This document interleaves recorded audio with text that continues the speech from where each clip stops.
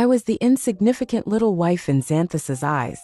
Even when my foster father forced us to get a marriage license, he refused to comply. Every time my foster father fell ill, I would call him and beg him to come home. But he took it as a way for me and my foster father to manipulate him. And after hanging up the phone, he would go to a hotel with his first love and party all night long. When I gave him my foster father's critical illness notice, he slapped me. He said I was the person he trusted most and shouldn't have lied to him with his father. To spite us, he live-streamed his honeymoon on the family group chat. But he didn't know that was the last day of my foster father's life. While he was having a romantic getaway with his first love, my foster father closed his eyes forever. After taking care of my foster father's funeral, I packed my bags and moved out of Xanthus's house. On the day of the funeral, I looked at the urn in my hand. My foster father's photo was pasted in the middle with a bright smile. He looked just like he did when he took me from the orphanage to the Xanthus family. Xanthus was supposed to be holding this box, but no one could find him. Quinn, what's the use of you? Growing up with Xanthus, you still let him run away with someone else. My second uncle's rage was like the cold wind in late autumn, and all the Xanthus family members present couldn't help but shiver. Since the eldest son of the Xanthus family couldn't be found, I, Xanthus's foster daughter-in-law, was naturally the best scapegoat.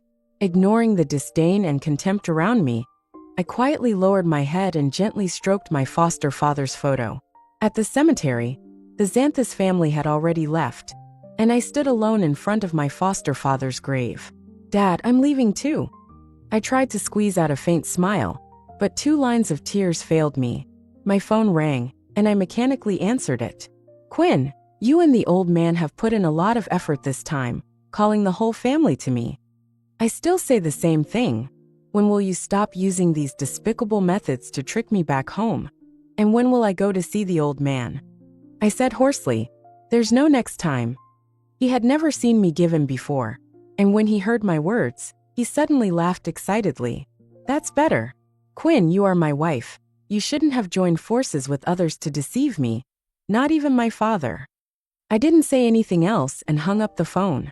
I had been in the Xanthus family for 14 years, and it was my foster father who took care of me, helped me take over the family business, and helped me become the vice president of the company. But in Xanthus's eyes, this was evidence that my foster father favored me. He called me a lapdog of the Xanthus family. But without me, this lapdog, how could he disappear whenever he wanted? How could the people of the Xanthus family never trouble him? I wearily returned to the Xanthus house, and a courier delivered a package to me. Inside was a set of jade ornaments and my foster father's handwritten letter. Quinn, happy birthday. My tears started to well up again. Every year, he was the only one who remembered the day he brought me to the Xanthus family as my birthday. He said he would give me a real coming-of-age gift when I officially became a member of the Xanthus family management, and I didn't expect him to actually prepare it. Dad. Looking at the gift, I called out unconsciously. My sobs echoed in the empty house. For so many years, I had already regarded him as my own father. I only regretted that I had spent too much time on Xanthus and hadn't had time to spend with him. As night fell, I left the Xanthus house with my packed luggage. Without my foster father, I had no reason to stay here. At night, I received a call from Xanthus. Quinn, you know I brought Rhea back today, and you deliberately made things difficult for me, right? You didn't even make dinner or pour me a cup of tea. You're the wife of the Xanthus family. How can you act like this?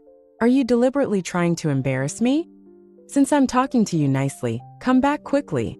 Before I could speak, he started yelling at me like a string of firecrackers. Do you think I'm giving you face by coming back? You have to have some limits when you throw a tantrum. With guests here, don't you know what you should do? You've been with me for so many years, and you're still so useless. You're not even as good as Rhea. For all these years, whenever he brought a woman home, I pretended to treat her as an ordinary guest, giving him enough face, but I suffered all the humiliation myself. I originally thought he disliked me because I was too motherly and took care of too many things. But now I understand that he was just enjoying my efforts, and he did everything he could to step on me to show his status. I interrupted him gently. Xanthus, I'm not your maid. He was stunned for a moment on the other end of the phone. I hung up the phone directly. 2. I installed a smart camera in Xanthus's house to take care of my foster father. The laptop popped up the live footage of the living room in Xanthus's house, and I followed the sound. Xanthus, having been hung up on twice by me, smashed his phone in anger. Don't be angry, let's order takeout. Maybe Quinn is busy and didn't notice her way of speaking was wrong.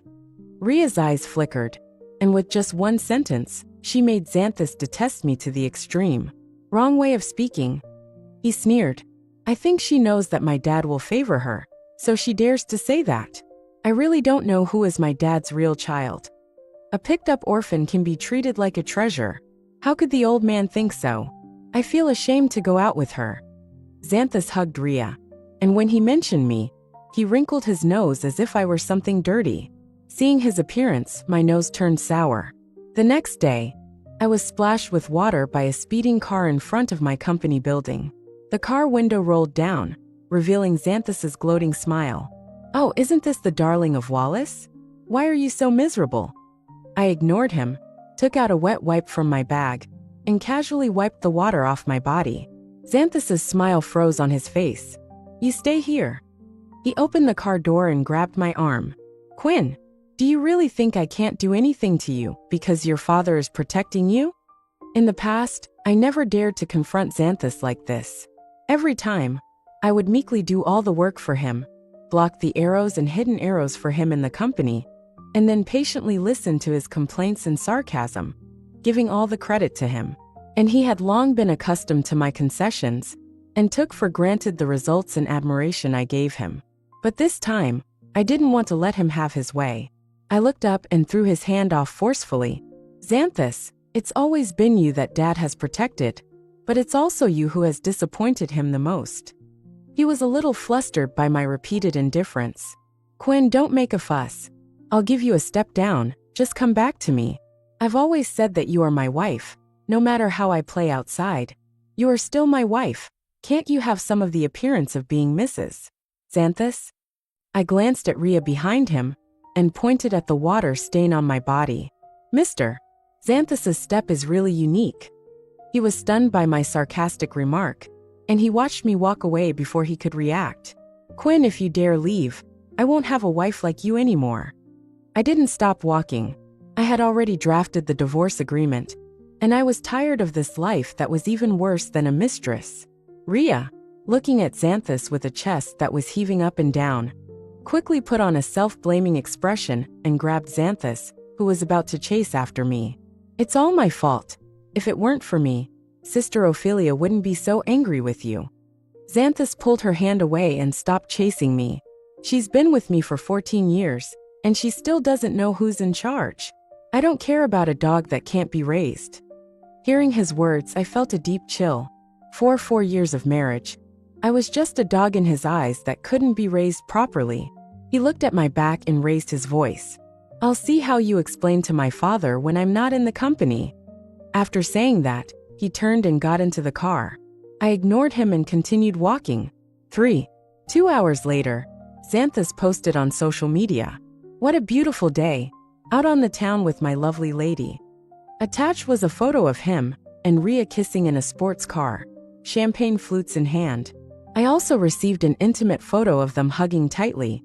Quinn, if I were you, I wouldn't have the nerve to cling to the position of Mrs. Xanthus. It was a message from Ria's burner account. She'd sent me messages like this countless times over the years. Knowing her two-faced nature in front of Xanthus, I felt no anger. I stood before my foster father's grave, holding a white chrysanthemum. Dad, I'm leaving, I said softly. I'm leaving everything at the Xanthus house to Xanthus. I stood there for a long time, until the sun began to set. As I was getting into my car at the foot of the hill, someone blocked my path. Xanthus appeared suddenly, a private investigator standing beside him. Who was she with this afternoon? He demanded, turning to the detective. The detective looked at him, puzzled.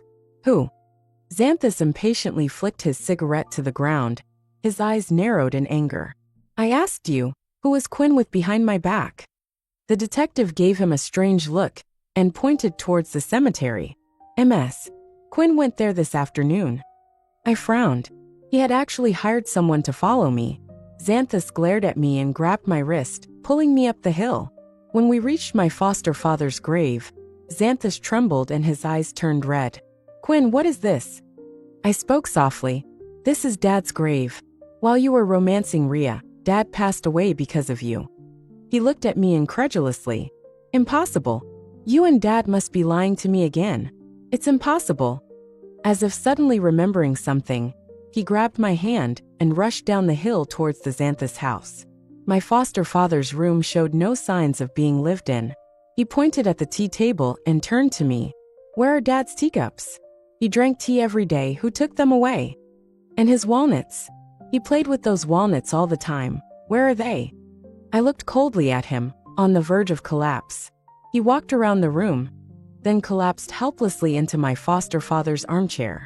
How could this be? How could this be? Could it be that everything Quinn said was true all these years? You just wanted to deceive me, didn't you? You old man. I'll do whatever you say. Just come out.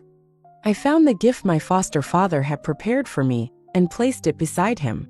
We never lied to you. Dad was very sick, and he wanted to see you before he died.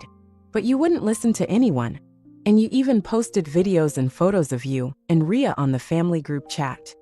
He clutched his head in pain and curled up on the floor. I sighed and turned to leave. But to my surprise, Xanthus didn't give up. He went back to the company. Xanthus, when are we going on our outing? Rhea stood behind him coquettishly. Xanthus frowned as he looked through the documents on his desk. I haven't been to the company for more than 2 months, so I have to deal with some work. Rhea glanced at the documents on the desk and observed his expression intentionally. Sister Quinn is so capable, she can handle everything. If you let her continue for a few more years, you can rest assured and hand over the company to her. Xanthus's face darkened. My father has always cultivated her with all his heart. He went straight to my office. Quinn, you're no longer the vice president of the company starting today. I looked at the 2 medicine bottles I had just received, my hands trembling slightly. Those weren't the regular medications my foster father should have been taking. They were just ordinary vitamins. No wonder my foster father suddenly fell ill and was hospitalized. I thought carefully, and the only ones who could have access to those medications were Xanthus and me. Quinn, did you hear what I said? I looked up angrily at Xanthus's arrogant face and slapped him. I couldn't believe that he had actually switched my foster father's medication. Quinn. Xanthus was stunned by my slap and called out my name. I looked directly into his eyes. From today on, I'm no longer your wife. You can make anyone you want the vice president of the Xanthus company. Rhea stood in front of him. Quinn, what do you think you have if you leave the Xanthus family? If it weren't for Xanthus, could you be the vice president of the Xanthus company? Xanthus finally reacted when he heard her words, and his eyes were on fire. Quinn, I dare you to say that again. I took out the divorce agreement that I had prepared long ago and threw it at him, then left the office decisively. Divorce? 4. You're threatening me with divorce just because I won't make you a vice president? Stop right there. Xanthus's voice came from behind me. I turned around, and his hands were trembling slightly, his eyes filled with a barely perceptible panic. Xanthus, I don't want anything from you, not even this vice president position. With that, I walked over to my desk, picked up my bag, and left without looking back. When I first joined the Xanthus company, I just wanted to help my foster father lighten his load, but now I have no reason to stay. Standing outside the company building, looking at everything that was familiar, my eyes felt a little sore. When my foster father first brought me here, he said this would be my second home. But now, I'm a homeless child again. A dark shadow appeared before my eyes, and the whole world began to blur. I instinctively took out a piece of chocolate and put it in my mouth. I've had low blood sugar for years, and carrying candy has become a habit. When the darkness faded, I forced myself to leave, and my phone rang. Quinn, the first shareholder meeting after Dad's passing is tomorrow. Don't be late. There was a hint of plea in the voice on the other end of the phone, and I hummed in response. It was good, even if I had nothing to do with the Xanthus family in the future. I should still do something for my foster father. Back at the hotel, I immediately checked all the surveillance footage from the past 3 months and finally found the truth about the medicine switch. 2 months ago, Xanthus was so drunk that Rhea and a strange man helped him back to the Xanthus house. Later, the man took out a bottle of medicine and gave it to Rhea while he stood guard at the door. Rhea went into my foster father's room, and when she came out, the medicine was gone. Looking at the date in the corner, I gripped the water cup tighter. That day was Xanthus's birthday. My foster father had booked a family banquet at a 5-star hotel, and we didn't go home until 2 in the morning. And that gave Rhea the opportunity to harm my foster father. I immediately contacted my friends and asked them to help me investigate Rhea and the man in the surveillance footage. To my surprise, they were a married couple, and even more absurdly, her husband was wanted for fraud. After carefully reviewing their information, I contacted the victim of the fraud. If they knew that those scammers were living a good life now, they wouldn't let them go so easily. I would provide them with this opportunity. 5. At the shareholders' meeting, as soon as I entered, I saw Rhea sitting in my seat, and everyone in the company was whispering about us. Mr. Xanthus, this seat is for the vice president. It's one thing to bring this woman to a shareholders' meeting, but what does it mean to have her sit here? An older shareholder questioned. Rhea glanced at Xanthus and smiled. Mr. Xanthus just promoted me to vice president yesterday. I hope everyone will take care of me in the future. She thought she was being generous and dignified, but no one in the meeting room bought it. Chairman Wallace said that the company should have its own system. We recognize ability, not relationships. Rhea's face turned pale at these words, and she tugged at Xanthus's sleeve pitifully. Xanthus patted her hand reassuringly and turned to the shareholder indifferently. Are you questioning my decision? After all, I am the heir of the Xanthus family, and I would never joke about the Xanthus family company. Rhea graduated from Stanford and has experience working on Wall Street. She will definitely do a better job as vice president than Quinn. The one who is truly incompetent is Quinn, and now that I've divorced her, she has no right to sit in this position. Hearing him say this, the shareholder smiled awkwardly. I didn't realize Miss Rhea had such abilities. Rhea smiled happily. Well, you're all my seniors, and I still need to continue to work hard. With that, she sat up straight next to Xanthus, looking at everyone with arrogance in her eyes. I sneered inwardly. A Stanford graduate? A Wall Street elite? She probably hasn't even left the country. I didn't look at her, but quietly sat in a corner, waiting for the show to begin.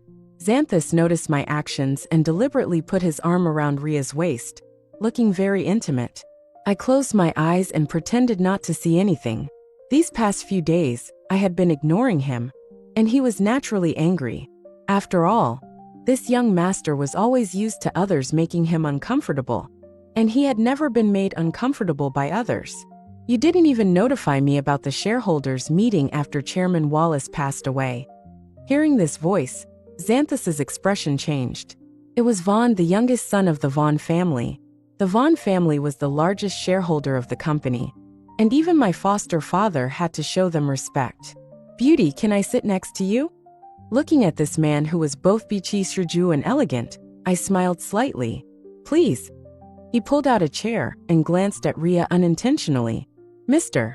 Xanthus has a good eye. Xanthus didn't understand what he meant, but he didn't say anything. Just as he was about to announce the start of the meeting, Vaughn stopped him. I'm not interested in this meeting. I'm here to seek justice from Mr. Xanthus. As soon as he finished speaking, the meeting room was in an uproar. Xanthus stared at him. What do you mean?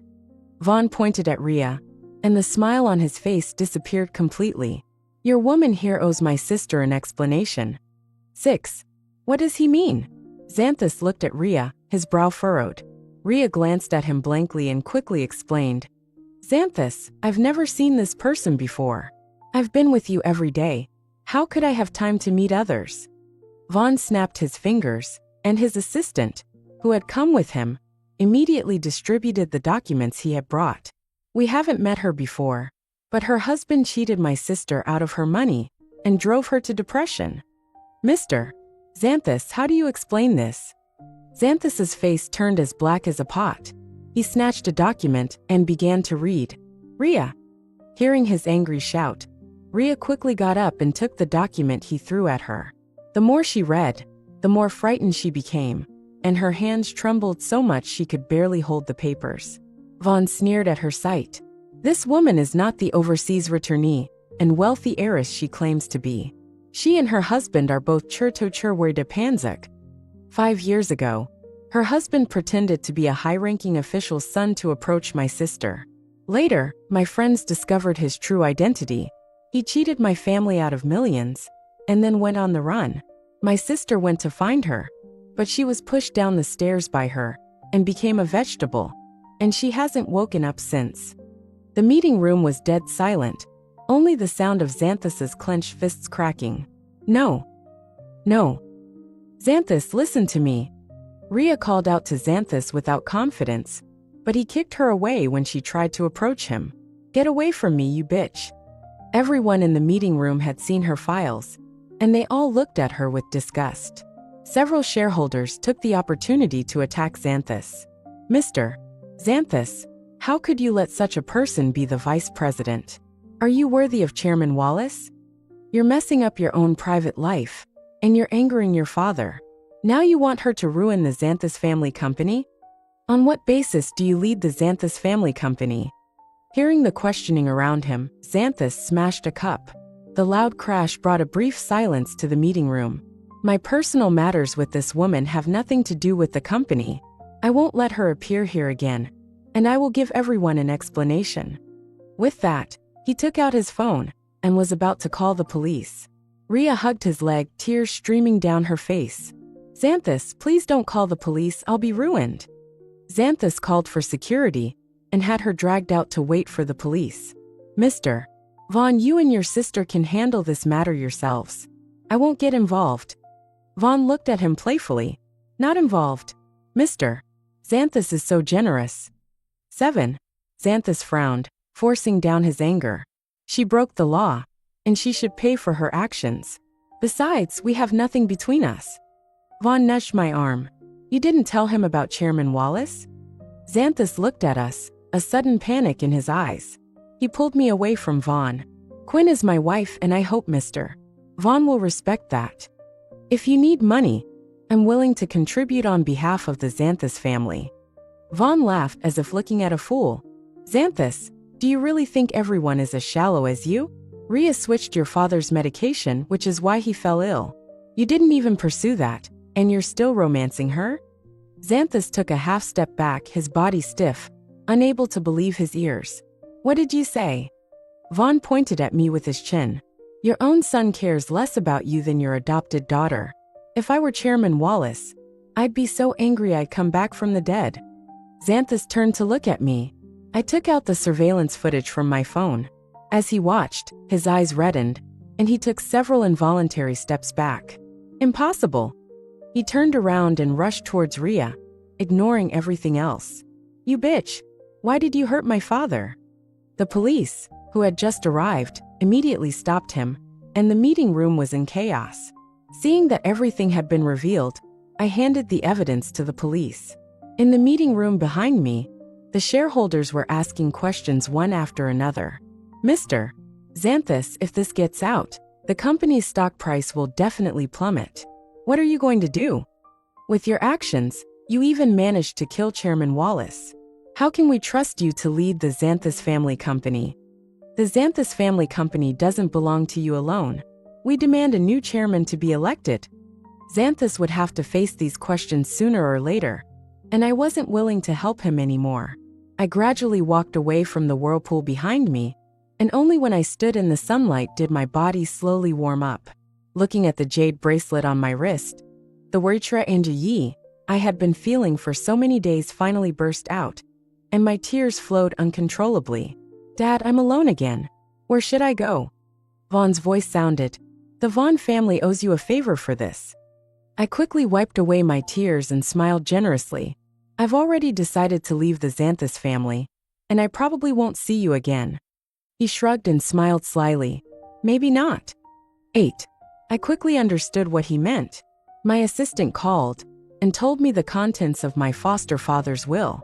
It turned out he had given me shares in another company, and the current general manager of that company, named VQ, was Vaughn. After reading the document sent by my assistant, I felt a warm feeling in my heart. Uncle Wallace said that Xanthus made you suffer a lot. If you want, you can come to work at VQ anytime, and Uncle Wallace will support you. He took a step towards me, and I looked up at the tissue he handed me. Don't cry. Uncle Wallace really treated you like his own daughter. You're not alone anymore. I wiped my tears, only to realize that I had been crying for a long time. On my first day at work, Xanthus's second uncle found out somehow. Quinn, no matter what, you're still the daughter-in-law of the Xanthus family. Now that Xanthus is being watched by the shareholders, he can hardly keep his position as general manager. How can you go to work for another company? I took out the shares my foster father had left me and showed them to my second uncle. Second uncle, this company is also Dad's company, and Xanthus has already fired me, and he has signed the divorce agreement. We have nothing to do with each other. My second uncle rolled his eyes angrily. You ungrateful bitch. Your father-in-law has just passed away, and you can't wait to betray him. This company name is interesting, VQ. One Q must be you. And the other V is who? I thought my brother was really killed by that bastard Xanthus, but now it seems like you, this wild seed, killed him. I grabbed Vaughn's sleeve to stop him from getting angry. Second uncle, I met Mr. Vaughn at the shareholders' meeting, and we are innocent. Don't talk nonsense. As soon as I finished speaking, another voice sounded. VQ Company is funded by the Vaughn family and operates medical equipment, and the name Viviank is related to the daughter of the Vaughn family. It has nothing to do with Quinn. I turned around slowly.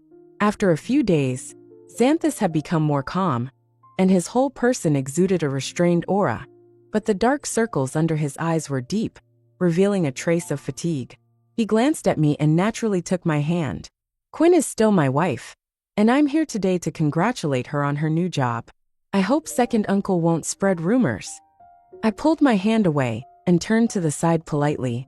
Mr. Xanthus, don't joke. It's over between us. His hand paused, and he looked at me and Vaughn with a sense of loss. Is it because of him? It was clearly his own words, but now he was blaming me. I felt a wave of helplessness and no longer wanted to argue with him. I simply linked my arm with Vaughn's. Yes. My second uncle pulled at his collar anxiously. She still has a share of the company. You can't let her marry into the Vaughn family. Xanthus pulled his tie and pulled his second uncle in front of him. Second uncle, although the shareholders have restricted some of my authority as general manager, I am still the heir of the Xanthus family, and I don't need to use a woman as a bargaining chip. After saying that, he gave me a deep look and left with his second uncle. I sighed. Xanthus, we're done. 9. After that day, I never saw Xanthus again. Everything at VQ went smoothly, and with Vaughn's help, I quickly gained everyone's recognition. Dad, I have my own career now, I said softly, placing a bouquet of white chrysanthemums in front of my foster father's grave. I looked at the photo on the tombstone and smiled happily. Whoosh! A whistling sound pierced the air. I turned around in alarm, seeing a knife aimed at me. A burly man walked towards me. Recognizing his face, I turned and ran. It was Ria's husband. You bitch! You put my wife in prison. I'm going to kill you. He caught up with me quickly, and with a powerful force, he lifted me up and threw me to the ground. I told you not to run. D.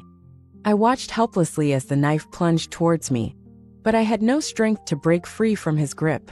Just as I closed my eyes in despair, I heard a shattering sound.